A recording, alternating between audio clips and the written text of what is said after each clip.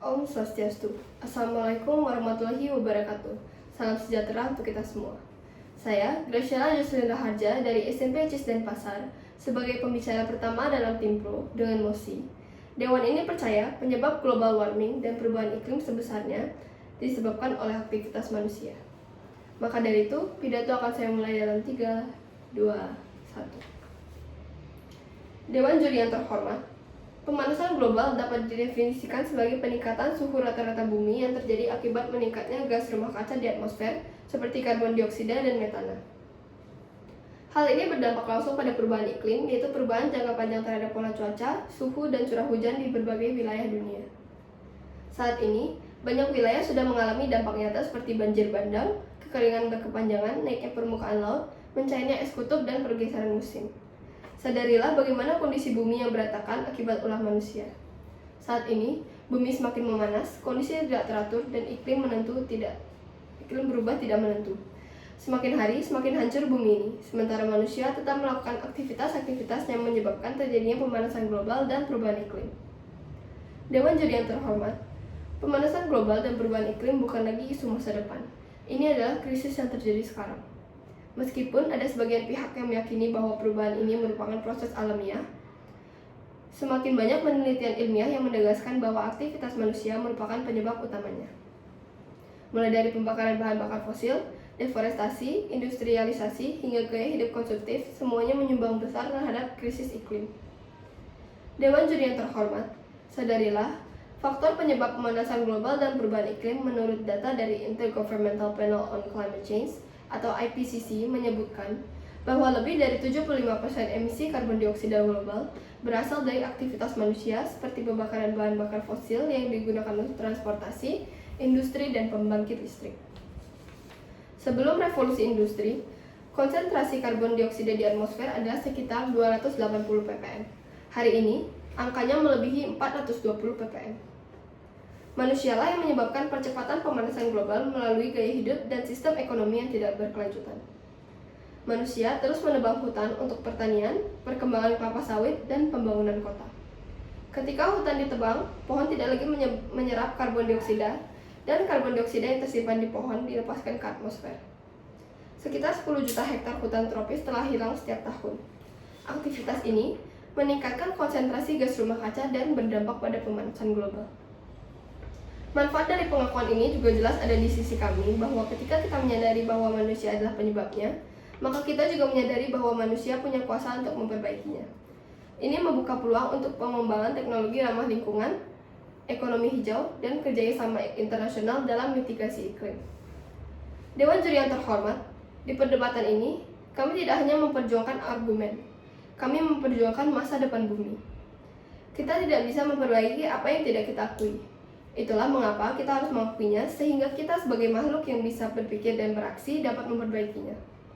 Oleh karena itu, kami yakin secara logis dan moral bahwa pihak yang menolak tanggung jawab manusia atas perubahan iklim akan gagal meyakinkan dunia bahwa mereka layak untuk menang.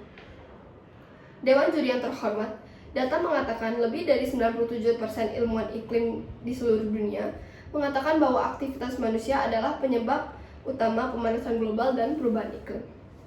Organisasi seperti NASA, IPCC, dan Badan Meteorologi Dunia atau WMO menyatakan hal ini secara eksplisit dalam laporan-laporan mereka. Perubahan iklim juga dapat terjadi karena faktor alam seperti aktivitas matahari, letusan gunung api, atau arus laut. Namun, aktivitas matahari tidak menunjukkan peningkatan selama 50 tahun terakhir, tapi suhu bumi tetap naik. Letusan gunung berapi justru mendinginkan atmosfer sementara karena debu menutupi sinar matahari, dan arus laut memang mempengaruhi cuaca, tapi tidak dapat menjelaskan pola pemanasan global jangka panjang yang kita alami. Namun Dewan juri, jika tim oposisi berdalih bahwa perubahan iklim adalah akibat dari faktor alam seperti aktivitas matahari, arus laut, atau letusan gunung berapi, maka itu artinya mereka mengabaikan kenyataan ilmiah bahwa aktivitas matahari tidak meningkat dalam 50 tahun terakhir, tapi suhu bumi terus meroket, letusan gunung berapi justru mendinginkan atmosfer sementara, dan arus laut hanya memengaruhi pola cuaca lokal, bukan pemanasan global jangka panjang yang konsisten.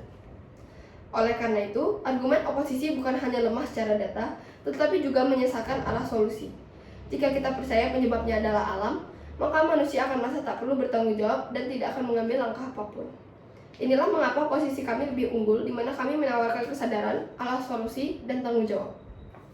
Sebaliknya, kami dari tim pemerintah hadir tidak hanya dengan kesadaran, tapi juga solusi.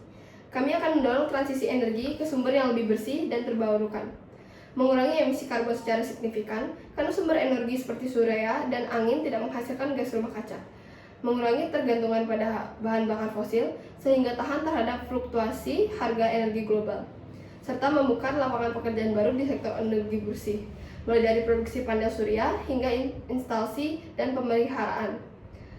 Kami juga akan menerapkan kebijakan penghijauan dan reboisasi yang akan menurunkan suhu udara, meningkatkan kualitas udara, dan menyerap karbon dioksida dari atmosfer, mencegah bencana ekologi seperti banjir, longsor, dan kekeringan melalui stabilisasi tanah dan siklus air, mendukung keanekaragaman hayati yang dimana adalah penting untuk stabilitas ekosistem. Dan juga Dewan Juri, kami akan mengatur ulang sistem industri agar lebih rendah emisi yang bermanfaat dalam mengurangi pencemaran udara dan air dari proses industri, mendorong efisiensi energi dan pemakaian bahan baku secara lebih hemat, menjadikan produk Indonesia lebih kompetitif secara global karena ramah lingkungan, mendorong inovasi teknologi bersih di sektor produksi, serta mengedukasi masyarakat untuk hidup lebih hemat energi dan ramah lingkungan. Kami juga akan mendukung pengembangan teknologi ramah lingkungan dan memperkuat kerjasama internasional untuk mitigasi iklim. Dewan Juri yang terhormat, kembali lagi ini membahas dan berpacu pada data ilmiah, mendukung klaim bahwa manusia adalah penyebab utama pemanasan global dan perubahan iklim. Konsensus ilmiah global menyatakan bahwa ini bukan sekedar dugaan, tapi adalah fakta. Jika kita menyangkal peran manusia dalam krisis ini, maka kita juga menyangkal tanggung jawab kita untuk memperbaikinya. Kembali lagi ini mengenai tanggung jawab, etika, dan juga data yang disatu padukan, sehingga mengapa mosi ini akan menang di sisi kami.